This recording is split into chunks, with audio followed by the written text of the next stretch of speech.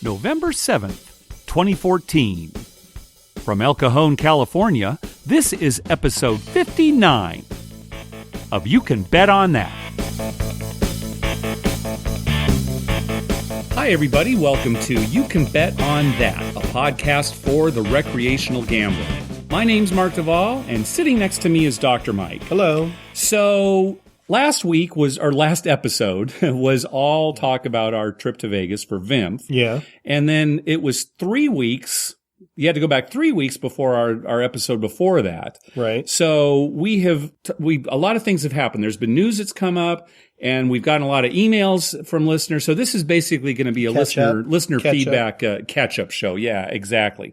We did want to talk about a couple of news items here. First of all, this is kind of old news, and a lot of listeners have probably already heard about this. But Phil Ivey, as you recall, is involved in a couple of lawsuits, one over in England and one here in the United States, for edge sorting in baccarat. Right. And a judge in England has ruled that Phil Ivey cheated when he was using edge sorting in Puta Banca, which is like a form of baccarat, at Crockford's Casino in London. The ruling came down, he cheated. So is he, besides having to pay back the money, is he going to be prosecuted for cheating? No, I think in this case, they did not give him the money. So he was actually...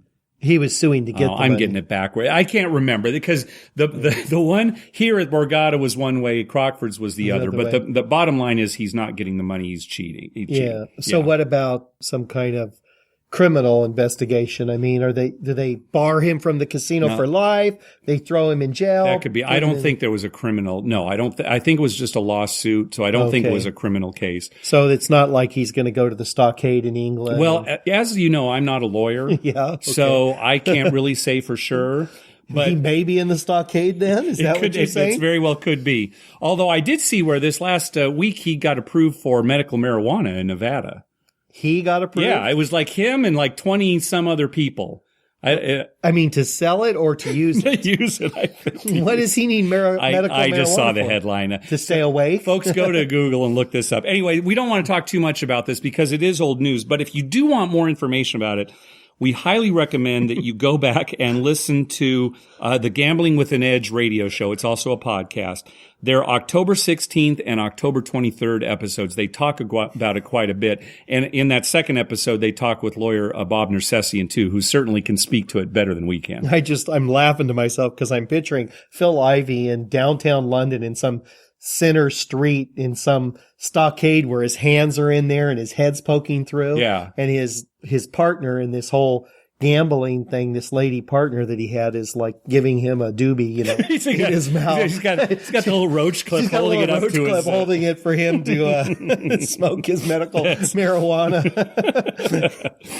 The other thing we want to talk about coming up this week is the final table of the World Series of Poker for this year. And it's going to be semi-live. It's a 15-minute delay. I think that's what it was last year. I assume it's the same this year. So it's not actually live, but it's a 15-minute delay. And it's really the only poker I watch on TV anymore is this. And I know a lot of people hate it because it's kind of like watching paint dry. Right. Well, because you don't get to see the cards.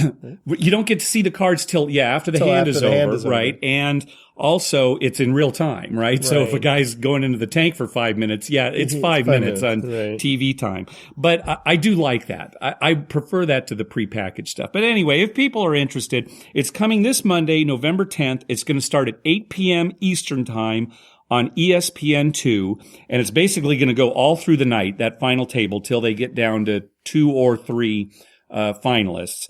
And then it's going to pick up the next night, Tuesday night, at 9 p.m. Eastern on ESPN for like 2 hours. And then it's going to switch over to ESPN2 again for the rest of the night till they have a winner. I have ESPN2. Really? Well, we are missing one of them. Now, maybe it's ESPN3. Well, ESPN3 is not a channel. It's only online. Okay, so it's not that then. Maybe it's ESPN2 we don't get. All right. I'm going to have to look into that. You must get ESPN2. Maybe you don't get like ESPN News or ESPN There's Classic one of the or something. ESPNs we don't get All right. for some let's reason. Not discuss it on the show. Let's move on. All right. But let's talk one more thing about your private life. You're going to be going to Vegas here soon, right? I am going to Vegas in December for the Caesars Entertainment Great Gift Wrap-Up giveaway. Right.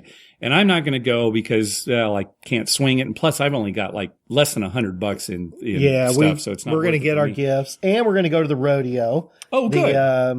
The National Rodeo. Yeah. And it's that happens to be that same weekend. Yeah. Now, Adam over at the Vegas Fanboy podcast, he is going to be there in December too. So you should coordinate with him. I would like to. And see. I love his podcast. Yeah, it's very entertaining. It's entertaining. It's well thought out. He gives good advice. And I just like the way it flows. Let's email him and find out when he's going to be there. I think he's going to be there with his wife also in December. Right. Who he mentioned doesn't like to gamble. Yeah. So maybe his wife and my wife can go get a hairdo. Right. Or the spa or something. Yeah. Mm-hmm. And then we could go play some craps. There you go. All right. Introduce him to Caesar's craps. That's right. But didn't we swear off Caesar's craps a little while ago? We just won the fire bet there. All right, let's move on. I think we'll be playing. Yeah, let's move on. So we got an email let's jump into the listener feedback portion of the show. We got an email from listener Dennis, reading here. This is a lifelong argument at card games. When playing with wild cards, is there such thing as five of a kind?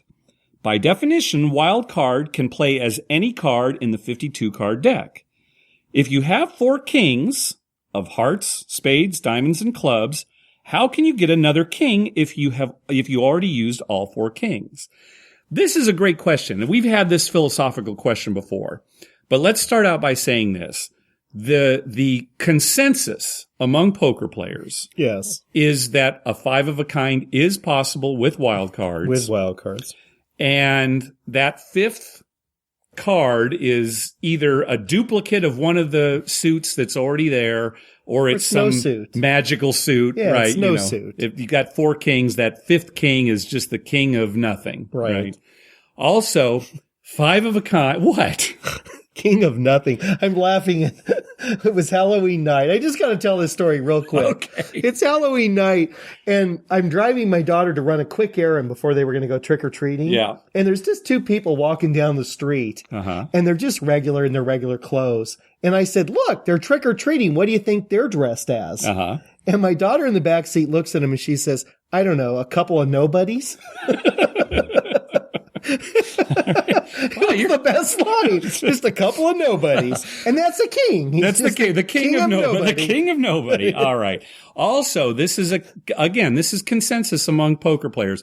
5 of a kind beats a straight flush, including a royal flush. Including the royal flush, yep. Right. 5 of a kind even beats a royal flush, right? That's the one thing about wild cards. Kind of throws a monkey. Sure. I mean, but if you're going to play with a wild card, 5 of a kind is possible. Now, here's the thing that gets me, though. This it's inconsistent, and this is why we've kind of had this argument before. Let's say you have a wild card that completes a flush. So in this example, let's say you've got ace of hearts, 10 of hearts. I know where this is going, yes. 7 of hearts, deuce of hearts, and a wild card. Yeah. All right? What is that wild? Now that wild card can be any card in the deck. It's an ace. You've got an ace. See, that's the way I would play it. But that's not, I know that's the way. When you're comparing it to the other guy, you've got ace, 10. And if the other guy had ace, king, then you got him beat. Right. Because, again, by definition, a wild card can be any card in the deck. However, the consensus, again, amongst poker players, if you were to go in a game you didn't know, the consensus is if it's filling in a flush, it would be the highest card that you don't have in your hand. Right. So it'd be the king of hearts in your example. It'd be the king of hearts, right. Yeah. See, I like it with ace. Well, see, that's why it's inconsistent. How come with 5 of a kind, it can be, an additional king in our example, but, for a flush, it can't be, one of the cards you already have. Right. So you'd have to actually have a flush with a pair. But anyway, as far as consensus goes, and you can argue what it should be and what it shouldn't, but the very well accepted consensus is 5 of a kind is possible with wild cards. Well, there's even a precedent for that in casino games, right? Because like in Pai Gow Poker, you could have 5 aces. Right. Right. With the wild card. Right. Sure. So there's a consensus for that. But for the purpose of a flush, the wild card would just be the highest card that you don't already have in your hand. That you don't already have. That's how they play. So it would be a real flush. It wouldn't be a flush. Of course, the most important thing is when you're playing, especially at your home game, establish these rules ahead of time. Yeah, that, I mean, if you're going to have wild cards, you just establish it ahead of time. That's always a good idea if you're going to have wild cards. At least those two things. 5 of a kind is possible or isn't. You know, I mean, you can make a rule. Right. But if I were to go into a home game I've never played before, and we didn't talk about it beforehand, I would assume it's this way. So, all right, let's jump to our voicemail hotline. Don't forget, give us a call on our voicemail hotline, and maybe we'll play your message on the show. Our number is 951-292-4377. That's 951-2-WAGERS. 951-2-WAGERS. Let's have a listen. Hey, what's up, guys? I've been listening to the show for a few months now. Appreciate you guys putting the show on. I've been meaning to call or leave an email for quite a while, and finally getting around to it. Question, recently, my last few trips to Vegas, I've been doing most of my craps playing on Fremont Street. I like being able to hop over from one casino to the next easily. I like the 10 times odds. But I noticed that at the Fremont Casino and also, California, they only go 2 times odds. And I think it's 2.5 if the point is 6 and 8. I was wondering if that difference in rules is enough to deter you from playing there, or is that still a game that you take on? I actually had some luck there on Fremont because a buddy of mine who was probably the best roll we've had, I think he actually gave him a prize. He had like 40 rolls, which was pretty exciting because it was one of those intense rolls that you get in. Anyway, I was just wondering if that was something you guys would think about, make you think again about playing. I generally just play the pass with one come bet. Maybe make sure I'm on either the 6 or the 8. So I don't know, the difference from 10 times to 2, I don't know. Got me wondering. That's all I got. Okay, well, specifically in the case of the Fremont Casino, I don't think either one of us would play there with 2 times odds because there's so many places downtown that have, 10 times odds. There's even 20 times odds downtown. Right. I wouldn't choose to play there just because of that. Although I will say that if your bankroll is such that you were only going to take 2 times odds anyway. Yeah. Let's say, you were, didn't matter that it was 10 times odds. You were going to bet $5 and $10 odds. Yeah. Right. Then, I'd play there. It's no different than anywhere else. Well, but if I'm going to take full odds like we usually do, why would I go there? I'm glad you brought up small bankroll too, because I'm convinced that the reason Fremont only has double odds is because they have $3 craps guaranteed all day long. Right. So it is a place where you can, with a smaller bankroll, play. Right. So that's really their draw. So the only reason I would play there is if I wanted to play cheap craps and not worry about why would they only have 2 times? Why not go to at least 5 times or 3, 4, 5? And still have $3 craps. I don't know. Maybe that's the reason is they want to make as much money as the other casinos. So they want people to be betting less on the odds. It's offset by the small minimums that they're, providing. Yeah, maybe. I guess, that right? Could That's be, my guess. Right. So yeah, they're thinking that if some guy's going to bet 3, they don't want to get $3 and $30 odds and get burned. Yeah. Now, if we're talking about just some casino that's out, in the middle of nowhere by itself, and all they offer is double odds, well, yeah, sure, we'd probably play because it's the only game in town. Right. And, there's nothing... But if I can walk right over to Four Queens and have 5 times odds, I'm going to do that. Yeah, right. Well, or the D and have 10 times odds, right? And I think, was it Main Street Station has 20 times 20 odds? Times, so, there's so many more places downtown. Now, it's and as far as like a hot roll goes, well, that can happen anywhere, right? There's, you just happen to catch the hot hand. I don't know. For me, it's the atmosphere is more important than anything else. Sure, we've talked about that atmosphere, the crew that's working, especially. The crew that's working, yeah. If one place offers 10 times odds, but the atmosphere sucks and the crew's terrible, I'm going to go to the 3, 4, 5 place. Oh, absolutely. Right? Yeah. I mean, it's just the way it is. But I would prefer they all have 10 times odds. Sure. Well, it's funny. And you don't have to bet 10 times. Because we got an email from listener Jim from New York. He was out here at Vegas recently, and he was kind of shell-shocked because of the 3, 4, 5 times odds. Right. He's used to 10 times odds at Atlantic City. Right. So, when you're used to 10 times odds, you get spoiled. Yeah. Now, we're used to 3, 4, 5 because most of our play is here at Hertz, Southern California. Yeah. And it's 3, 4, 5 like most of the strip. Yeah. So, when we go to a place that has better than 3, 4, 5, we're kind of excited. Oh, very exciting, yeah. Of course, some of the local casinos here do have better than 3, 4, 5. I know. Right up at Verona, they've got 5 times. Yeah. And Viejas, I think it's 10 times. We've talked about that. The atmosphere is not as good. No, right, exactly. And the giveaways aren't as good. It's not as good, yeah. All right, we got an email from listener Brian. He wrote, in your VIMP report show, I noticed you had to wait at Hertz. For anyone who is a member of AAA, there is a great perk that I found by accident. Your membership comes with a free membership to Hertz Gold Club.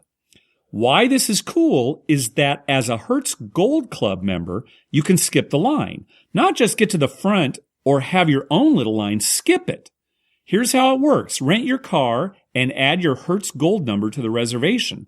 Also, give them your flight number if you're flying in. When you land, you will get a text message saying something like your Hertz vehicle is ready for you in spot 235. All you do is take the shuttle to the rental car complex and go directly to your car and leave.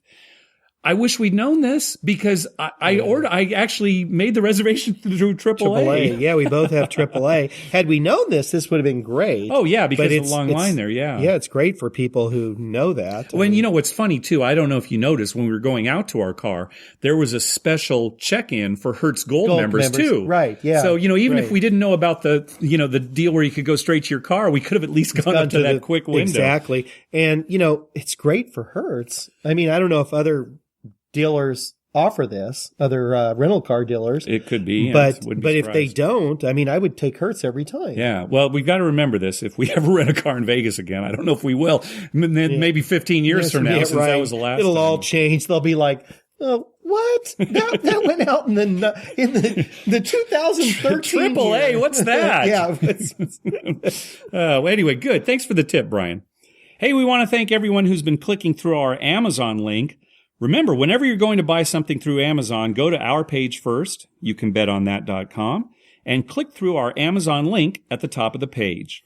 That way, when you make a purchase, we get a little kickback that helps cover the costs of hosting the show, and it doesn't cost you a thing. You'll pay the same price just like normal. My wife just bought a bunch of stuff on Amazon, and she always goes through our thing.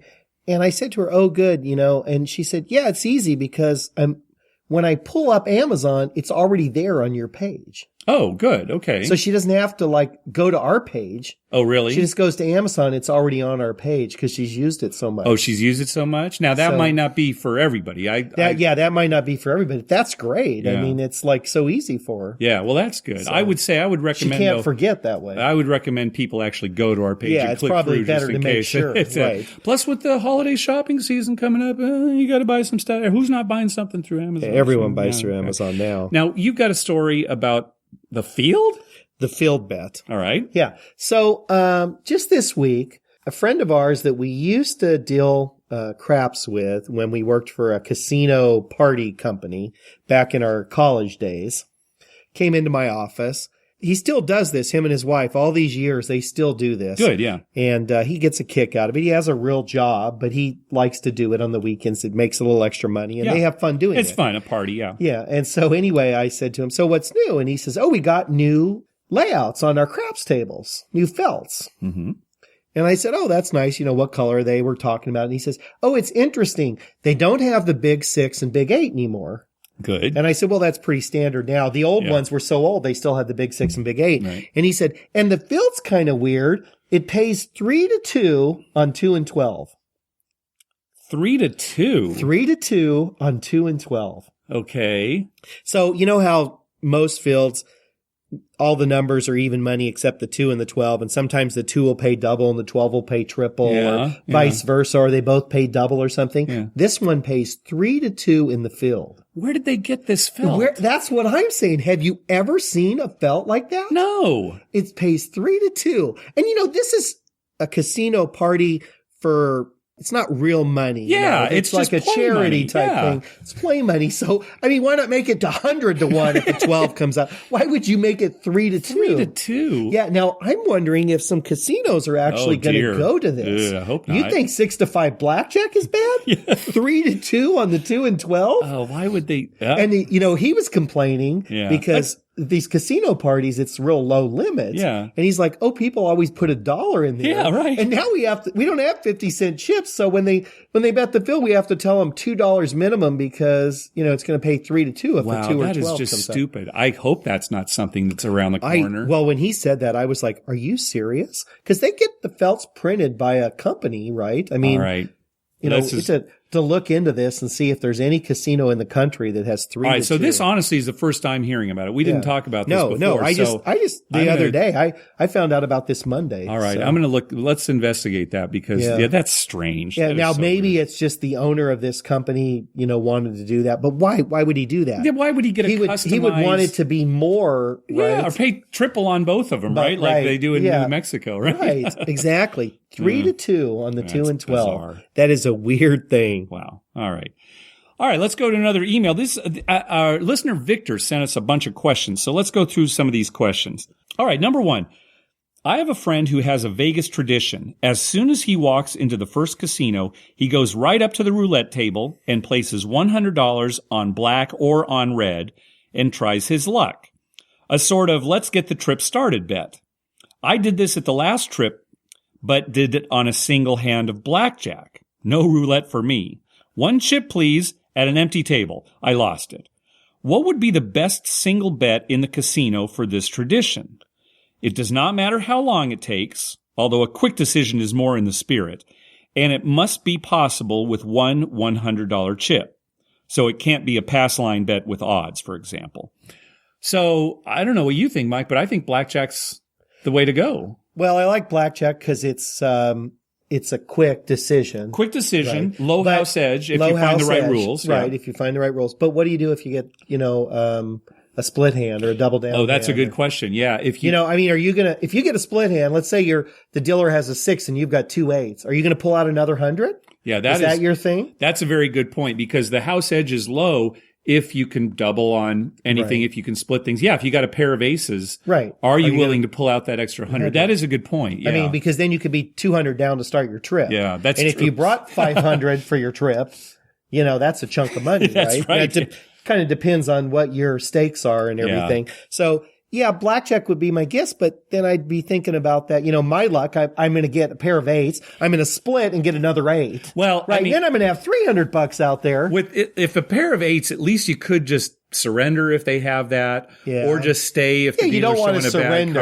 card. Well, but what I'm saying is when you have a pair of 8s, that's a losing hand. Even if you split, it's a loser. You'll just lose less in the long run by But if you're going to play basic strategy. Well, a better example is if you have a pair of aces. Right. What do you get a pair of aces, then what do you do, right? And then are you going to resplit the aces if you get another ace? If they let you do that. If they let you do that. Are you going to put $400 out there if you got 4 aces? That is a good question. And then the dealer hits to 21 and you end up losing $300. Yeah. How about this? All right. You take your 100 and drop it on a hard 8.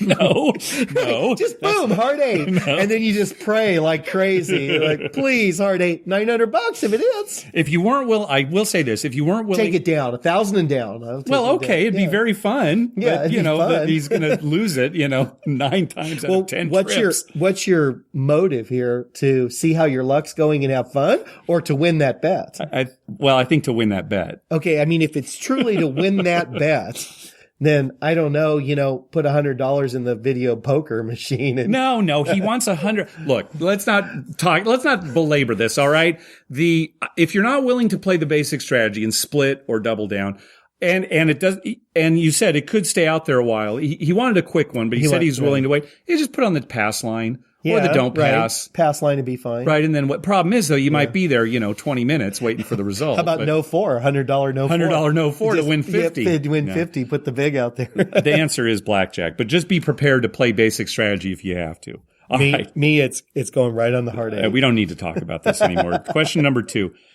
I've read that M Life is better for table players and Total Rewards is better for slot players.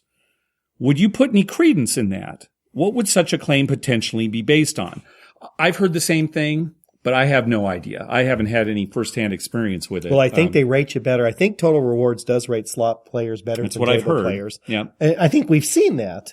Yeah. In our play. Really? I think we get better rating when I sit at a slot machine for a little while than the hours on the craps table. That could be. Now, as far as M Life goes. I don't know about M Life because we don't play there that much. Yeah.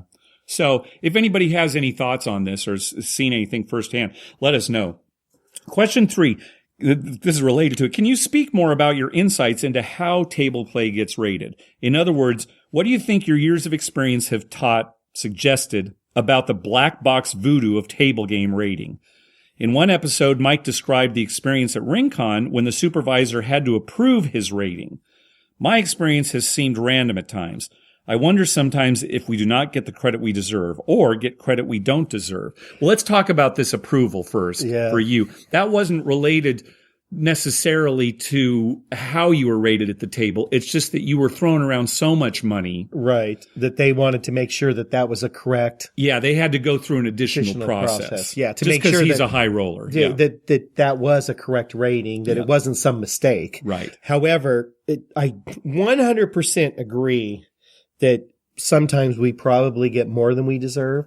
And a lot of times we probably get less than we deserve. Yeah, I think we get less than reserve, more than we get more than we deserve. But we have no idea. I don't think anybody does. It is voodoo. Especially since there's a person who's involved in it, who's looking at what you're betting, making a judgment call. It's not like a slot machine where it's all exactly how much coin in you're putting, And we have noticed from our own experience that some pit bosses rate us better than other people. We've seen that, sure. We've definitely seen, even on the same trip, even like, we'll be playing one night at a table and we'll get a higher rating the next morning than we do that day, playing the exact same way for the exact amount of time. Yeah. And the only difference is there's a different pit boss. Oh, yeah. It's so subjective. Yeah, it's got to be. It's ridiculous. No, I wish we knew.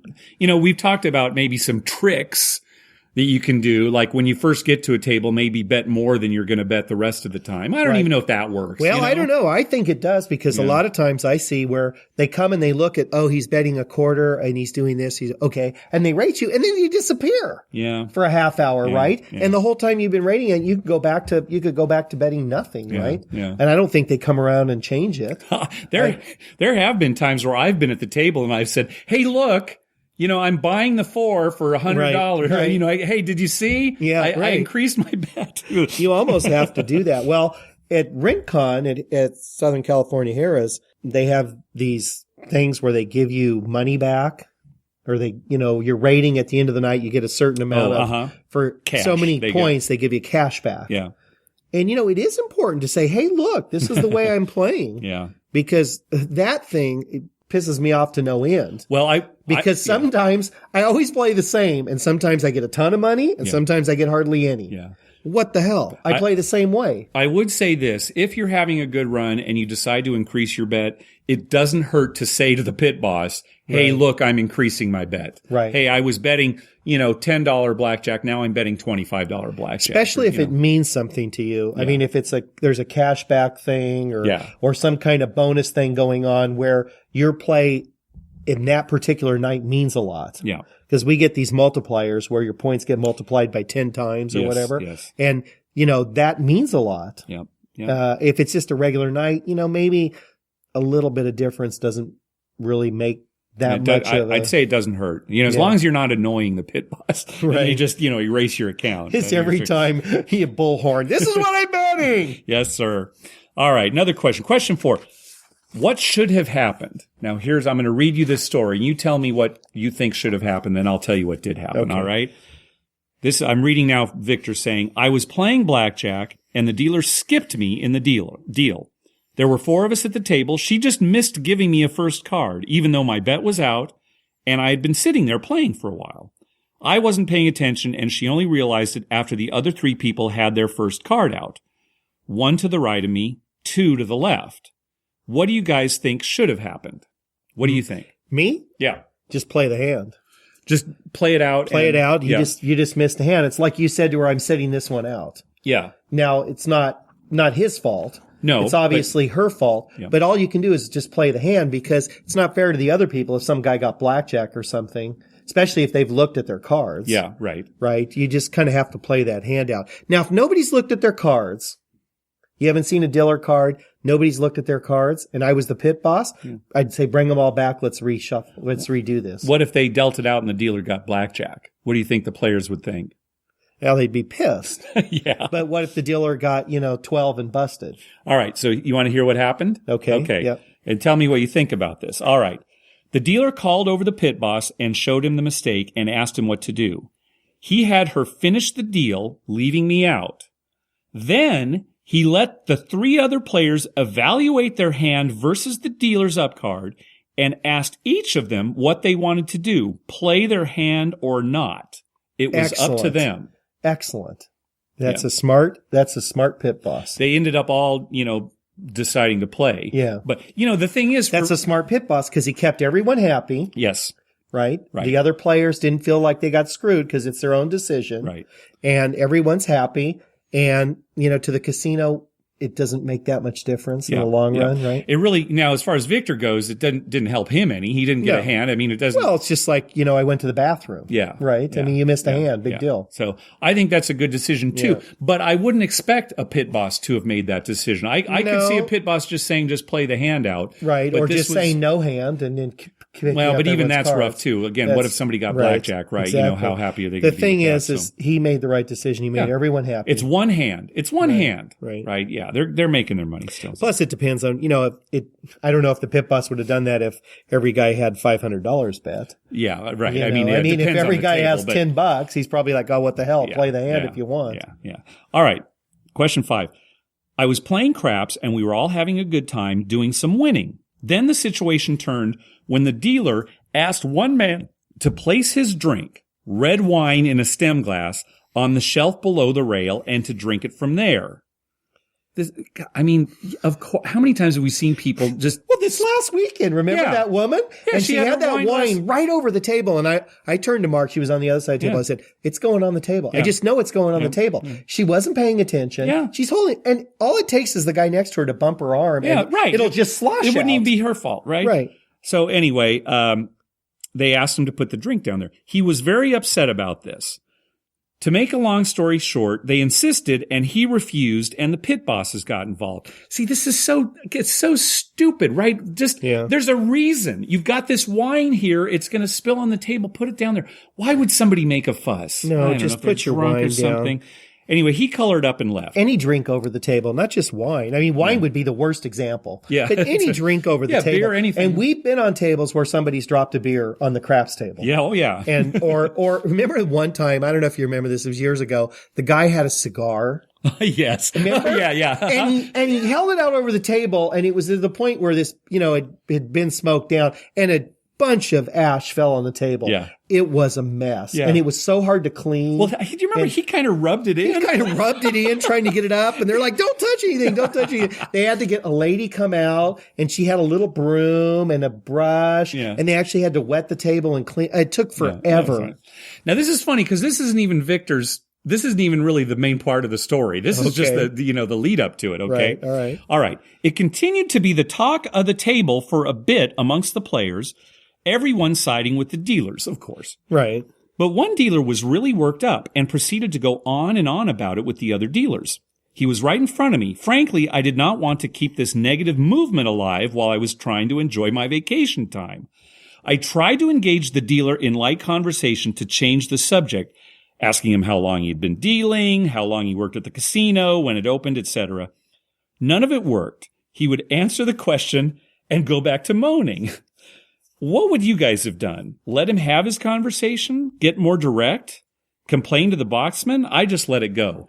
Well, just letting it go is the right answer. I think so. But I'll tell you this. Yeah. When it comes to something like this, you have to approach this like everything else in life.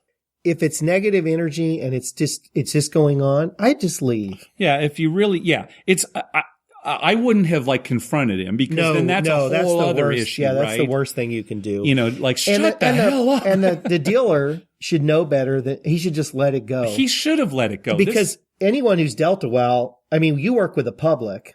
You're going to see all kinds of crazy stuff. Well, and this business with the drink, that comes up a lot. Maybe this dealer was new because this is not, they see this all the time. It happens all the time. And, you can't let stuff like that bother you. So you just move on. Yeah. When we're at a table and somebody's doing something obviously stupid, and we've left tables before where we said, oh, yeah, okay, I just don't want to be here. Where there's a guy who constantly is arguing because I made a bet and you didn't book it or this or that. After a little bit of that, I'm ready to go. Oh, yeah. Yeah. Especially if you're in Vegas or somewhere. Because it's like you said, you're on your vacation, you want to have a good time. Oh, yeah. You do not need to hear this. That's why we left Harrah's Las Vegas so quickly last time. Oh, we only terrible. Played 5 or 10 minutes and the energy was just awful. The players and the dealers, we got out of there. I mean, the dealer had a bad headache. I felt bad for that. But her mood was so pissy and everything. It was like, okay, that's enough. Yeah. All right, question number 6. I was playing craps at another casino, and one gentleman was lobbing the dice pretty high, above head level. The boxman told him the dice needed to be at least eye level in the throw.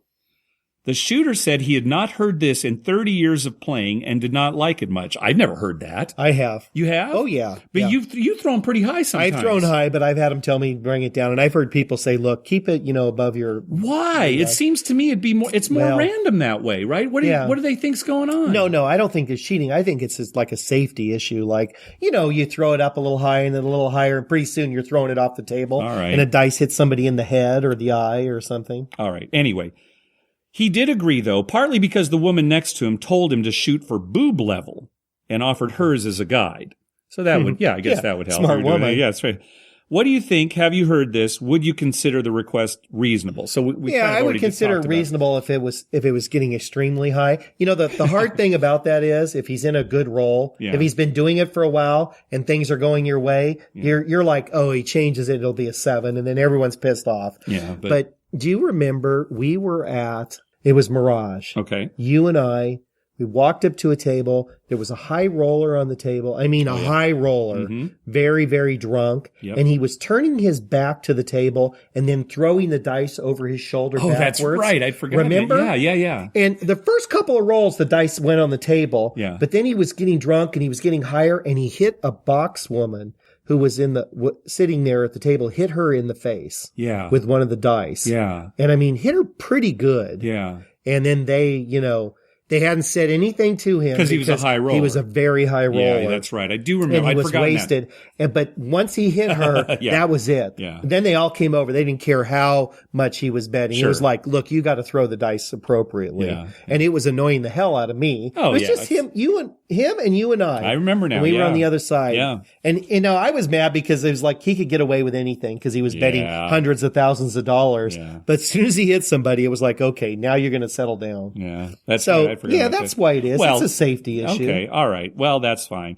Well, you've seen it. I haven't seen it. I don't see people throwing it too high, but there are some people who like to get it, pretty elevated. I mean, it depends on what you consider too high. Yeah, I guess that's true. I would consider 15 feet above the table pretty high. Yeah, I guess that would. Unless you're chucking a drink. I might go for that. And then, throw it as high as you can. Your wine glass in one hand and then throwing the dice as high as you can. Well, here, I'll catch them.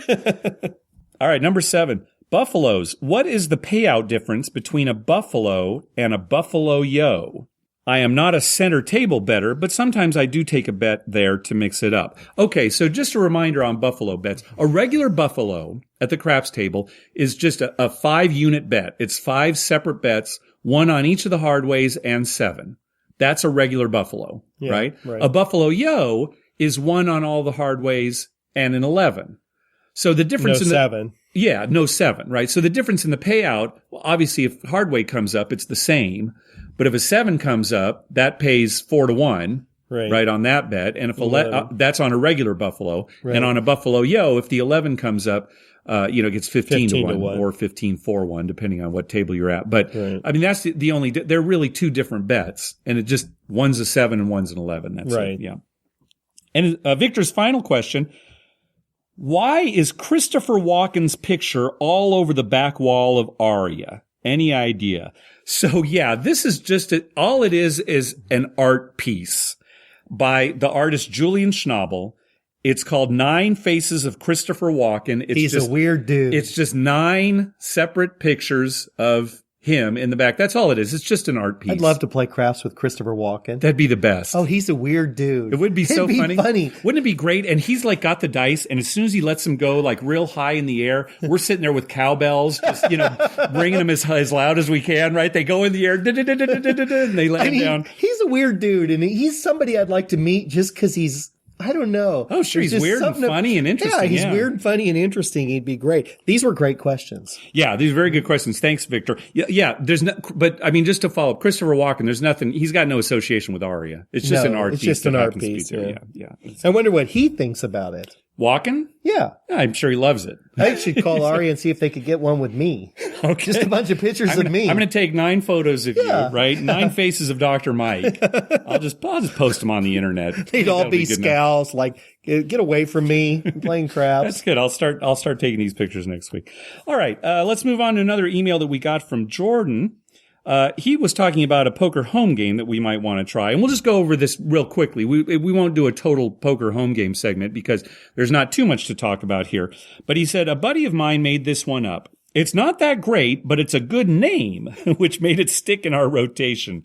Oma-draw. I like that. Oma-draw. Oma-draw plays just like Omaha High, but after everyone gets their 4 cards, they can exchange 0 to 4 cards and pay a chip for each card they choose to exchange.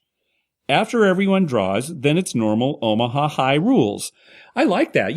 Maybe I assume you go by the person who was dealt first gets first choice how many they want to exchange. Probably. Yeah, it would go around like that. I would think so. And, what do? You could make it like maybe the cost of the small blind or something like that, or the big blind, depending on much per card. Per card. I would say like the small blind. Okay. So if the small blind's $1, it'd be $4 to do all cards. To get all of them, right. Yeah, right. It's not bad. I like it. It creases the pot. It doesn't really make your hand. Well, you're gonna get bigger hands, right? You're gonna get bigger hands.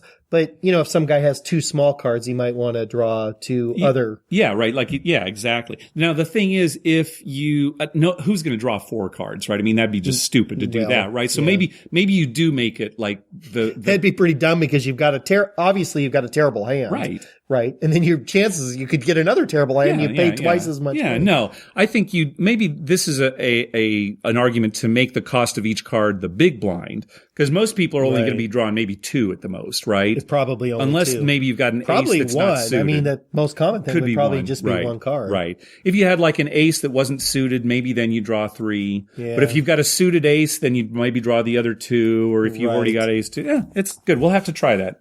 Yeah. I like the name. Oma-draw. Oma-draw. Oh, we got an email from Chris. Again, talking about home games, poker home games. A regular game for us that's a complete mind bender is Second Best Hold'em. We play a no-limit version of it, although you could theoretically use any other established poker structure as well. The point is, the second best hand at Showdown wins the pot. Try it out, and you'll see how difficult it is. Okay, first of all, way too difficult for my brain. Okay. I'm telling you right now. It's hard enough to figure out if you've got the best hand. To figure out if you've got the second best hand. I know. Here's the thing. We did call this recently in our home game, and it did throw everybody for a loop. Because if your head's up, it's kind of okay because it's like, okay, I just want a bad hand, right? And if the other guy folds, obviously if everybody folds, then you win the pot, right? But as long as I've got like a really bad hand. The problem is when there's more than 2 people in the hand. Sure. And a few of us were still thinking, oh, I want a bad hand. But you don't. You want that hand that's kind of okay. Right. So, none of us could figure it out. We didn't play at no limit. We just played a limit. It's too hard. It's the kind of hand that at the end you hold up $1 and say, okay, I got $1 for anyone who wants to kick me in the nuts. That's what you do at the end of that hand. I mean, that's the only thing you can do. I don't know if we're going to play it again because it did kind of drive us nuts. But, and I don't want to get kicked in the nuts every hand. All right, we got an email from Matt. He had a variation of Omaha High-Low. Oh, and also in that Oma-draw that Jordan was talking about, he said it was Omaha High, but I'd probably play it High-Low too to really make it interesting. Not? Yeah. Anyway, from Matt, the guys I play with call it big nuts. Okay, I like this already. already. It already, yeah. It's basically 4 cards to each player, just like in Omaha. Then you make a plus in the middle of the table with 5 cards each way, with both sharing the middle card. So you make like a cross in the middle. Like crisscross. Like a the game we crisscross, play right. crisscross. These are face down, the community cards. Then you play like Omaha high-low. There's a betting round, and then you turn over 2 cards in the middle, one from each line, right? And then a betting round, and then you turn over the other two cards on the outside, another betting round, and then finally you turn over the middle card, right? And then people make their hands using any 2 from their hand, and then any 3 that make a straight line in that cross. Okay. Right? So 2 from your hand and, the 3 cards going horizontally, or 2 from your hand and 3 cards going vertically. Okay. So you actually have fewer combinations than in regular Omaha high-low, right? Because you can't use any combination of the 5 cards. Right. You can only use the lines. Yeah, exactly. So we'll have to try that. We haven't played that one yet, but yeah, it's another good variation. You know what we should do? What's that? We should combine all 3 of these games we just talked about. Okay. So you get to exchange, you get Oma-draw, you get to exchange some of your cards, right? Yes. You're playing for second best hand in crisscross, and you can only use each way, and the middle card's wild. And it's second best hand high and low. Right. And low. That would be great. Are you kidding me? Combine all 3 of these. We'll get all these guys. We'll invite them out here to San Diego. We'll play this game. Now, what are we going to call this game? Oh, well, we'll have to be a combination of all of them, right? So it's Big Nuts Oma-draw second best. Yeah, Big Nuts Oma-draw. Oma-draw. Second best Oma-draw. Okay. Big Nuts second best Oma-draw. All right. Boy, that's a good game. We're going to play that. All right. Now, I'll tell you what. Next time you come, which will probably be, I imagine you'll come sometime around the holidays, right? Right. Next time you come, you call that That's game. what I'm going to call. Yeah, trying to explain it to our group of people. Yeah. I'm going to first explain each of the 3 games individually and then say, okay, we're going to play all 3 at once. We're going to play all 3 at once. And at the end, somebody's going to get kicked in the nuts. That's right. That's all that happens at the end. The pot just all goes into jackpot, right? That's right. Somebody gets kicked in the nuts. All right. That's going to do it for this episode. Hey, thanks for all the feedback that we got from everybody. We really appreciate it. It means so much to us because when we get feedback, we know that we're, reaching some people, and it's great that the community, is responding here. We get such a big kick out of it. I like answering the questions. Oh, yeah, I know. It's so much fun. Yeah, it's so much fun. All right. Be sure to download our app for your mobile device. You'll get access to all our episodes, quick links to contact us via Twitter, Facebook, email, and our voicemail hotline. And you'll get bonus audio. On the bonus audio for this episode, we talk about free play. And we actually recorded it before this show. So there's some paradoxical time travel time shifting issue that you'll find out if you listen to the bonus audio. With our app, you'll also get TV listings showing all the gambling related shows coming up within the next 2 weeks. I update those listings every Wednesday using a program I wrote myself to search through all the raw American TV data. The bonus audio and the TV listings are only available on our app. To download it, go to our webpage, youcanbetonthat.com. And on the left-hand side of the page, click on the link that says how to download our app. We have a link for Android devices and another one for iPhones and iPads. We'd love to hear from you. Call our voicemail hotline at 951-292-4377. That's 9512-WAGERS. Or you can email us at youcanbetonThat@gmail.com. Also, follow us on Twitter at youcanbetonThat. We always tweet when we're in a casino or on our way to a casino, and we'd love to meet up with you. Like us on Facebook at facebook.com/youcanbetonThat. And finally, head on over to iTunes and write a review on us. When you do, it helps us get new listeners. Mike, what do you got? I'm just laughing to myself because we mentioned Vegas Fanboy earlier. Yeah. I love that podcast. Yeah. I like everything about it, really. Yeah.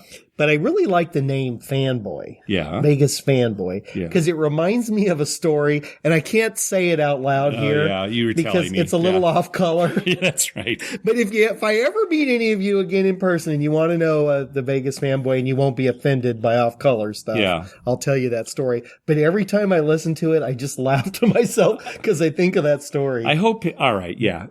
Right. If we meet anybody, you ask Dr. Mike. He'll tell you the story. Maybe you'll think it's funny as we do. Yeah, we think it's pretty funny. We think it's funny because we know the person. Yeah, that's the real reason involved in it. All right. Anything else? I'm going to laugh all night about that. Yeah, me too. No, I'm good for this week. All right. Thanks for listening. Good night.